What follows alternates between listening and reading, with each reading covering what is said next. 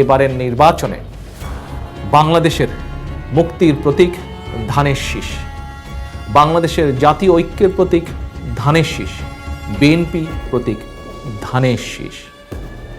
আসন্ন নির্বাচন আমাদের জন্য আরেকটি মুক্তিযুদ্ধ। ৭১ সালে এদেশের জনগণ যুদ্ধ করেছিলেন মাতৃভূমি স্বাধীনতার জন্য। ভোট যুদ্ধ তথা মুক্তিযুদ্ধ মাতৃভূমিকে নিরাপদ করার জন্য। এই যুদ্ধের ময়দান সারা দেশের 40,199টি ভোট কেন্দ্র। এই যুদ্ধে আমাদের অস্ত্র ব্যালট। এই ব্যালট যুদ্ধে জনগণকে অবশ্যই জিততে হবে। এই যুদ্ধে গণতন্ত্রের পক্ষের শক্তি হেরে গেলে বাংলাদেশ হেরে যাবে। স্বাধীন বাংলাদেশের জনগণকে পরাধীনতার গ্লানি বয়ে বেড়াতে হবে। যে নির্বাচন হতে যাচ্ছে তার প্রধান দুটি পক্ষ স্বাধীনতা বনাম পরাধীনতা, 10.5 কোটি ভোটার বনাম একটি জনবিচ্ছিন্ন দল।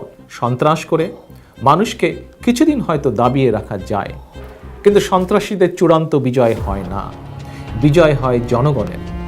শত উস্কানি আর অপতৎপরতার মুখেও জেল জুলুম সহ্য করে সম্পূর্ণ গণতান্ত্রিক পন্থায় ভোটের লড়াইয়ে অংশ নিয়েছে, কারো পাতা ফাঁদে পা দেয়নি। এভাবেই গণতন্ত্র পুনরুদ্ধার আন্দোলনকে চূড়ান্ত সাফল্যের দিকে এগিয়ে নিতে চায় বিএনপি।